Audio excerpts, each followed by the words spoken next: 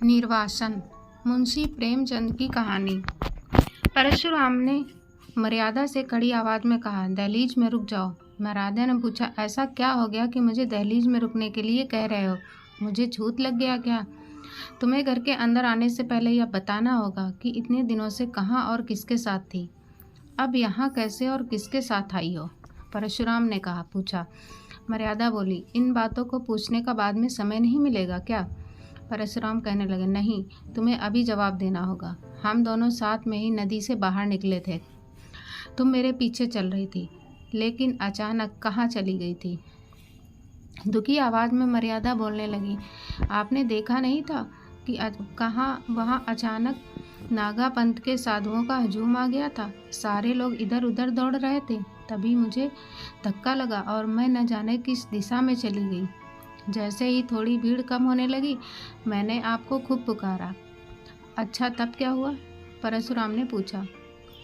आप कहीं भी नहीं दिखे तो मैं रोने लग गई। संध्या तक वहीं बैठी। फिर एक लड़के ने आकर मुझसे पूछा कि तुम खो गई हो। मैंने जैसे ही हाँ कहा तो उसने मुझसे घर का पता और पति का नाम पूछकर एक डायरी में लिख लिया। फिर मुझे कहा कि तुम्हें घर तक हम पहुंचा देंगे, बस तुम अभी मेरे साथ चलो। मेरे पास कोई रास्ता भी नहीं था, मैं तो उसके साथ चल दी। परशुराम ने एकदम पूछा, वो तुम्हें कहाँ ले गया और वो कौन था? मर्यादा बोली, वो एक समिति का सेवक था जो मुझे अपने कार्यालय लेकर गया था।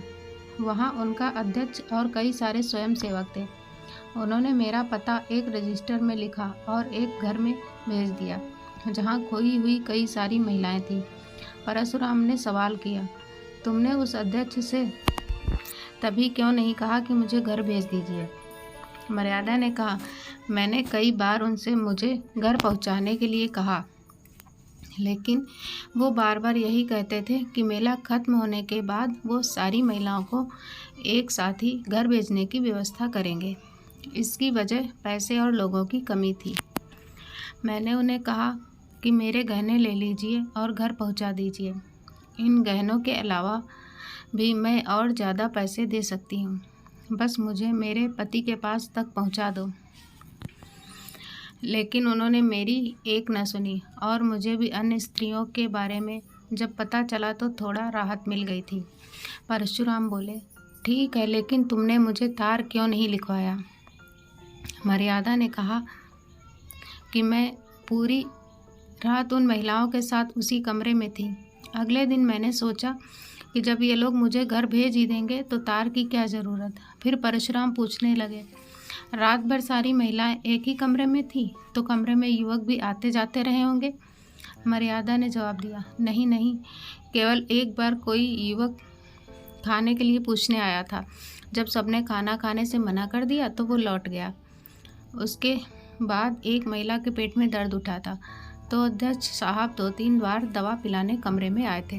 झट से परशुराम ने कहा, देखो अब निकली ना असली बात। मैं इन लोगों को खूब अच्छे से जानता हूँ। मर्यादा नाराज होते हुए बोलती है, आप किसी सज्जन व्यक्ति पर ऐसे आरोप नहीं लगा सकते हैं। वो मेरे पिताजी के उम्र के थे। दूसरा, उनकी आंखें हमेशा नीचे रहती थीं। परशुराम बोले, हाँ, वहाँ के सारे आदमी देवता थे। तुम ये बताओ कि अगले दिन क्या हुआ? मर्यादा ने कहा, अगले दिन भी मैं वहीं रही।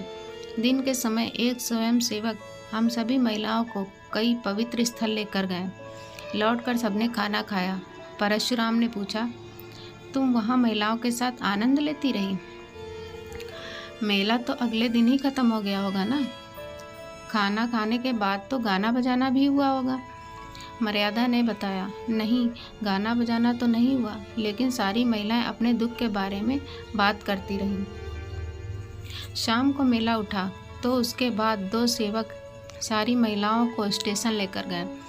परशुराम बोले, तुम तो यहाँ 7वें दिन आई हो और वो भी अकेली ही? मर्यादा बोली, हाँ, स्टेशन में कुछ दुर्घटना हो गई थी जिस वजह से देरी हो गई। परशुराम ने कहा, क्या हुआ था? मर्यादा ने कहा कि जैसे ही वो सेवक टिकट लेने गया तो एक आदमी ने कहा कि गोपीनाथ धर्मशाला में एक इंसान ठहरा हुआ है जिसकी पत्नी खो गई है।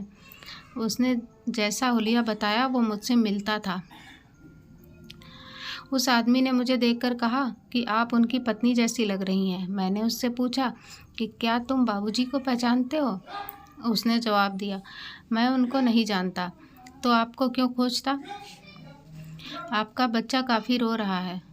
तब सारी औरतों ने कहा कि चली जाओ, तुम्हारे पति परेशान हो रहे होंगे।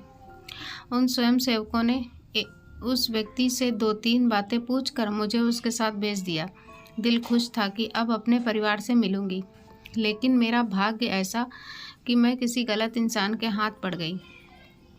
परशुराम ने हैरान होकर पूछा कि आखिर कौन था वो जिसके साथ तुम चली गई? मर्यादा ने कहा कि मुझे लगा कि वो कोई दलाल ही रहा होगा।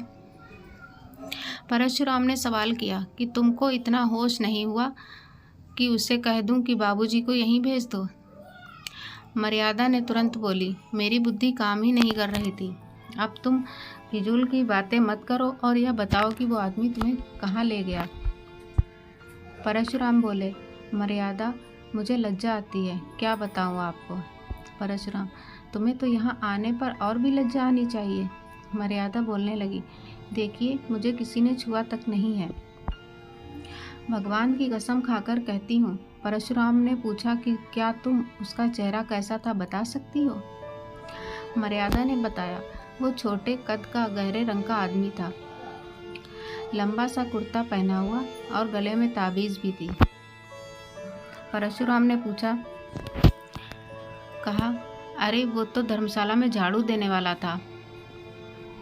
मैंने तो उसको तुम्हारे खोने की जानकारी दी थी, उसने इस बात का इस तरह से फ़ायदा उठाया। मर्यादा बोली कि वो तो ब्राह्मण जैसा लग रहा था। परशुराम कहने लगे, नहीं नहीं, वो मेहतर यानी झाड़ू देने वाला ही था। वो तुमको अपने घर ले गया था क्या? मर्यादा ने बताया कि उसने पहले मुझे एक तांगे पर बैठने को कहा और फिर एक तंग गली से किसी मकान में ले गया। उसने फिर कहा कि तुम्हारे बाबूजी यहीं आएंगे। फिर मुझे लगा कि उसने मुझे झांसा दिया है। कुछ देर बाद एक बुढ़िया आई और मुझे लालच देने लगी। पूरी रात मैं रोती ही रही।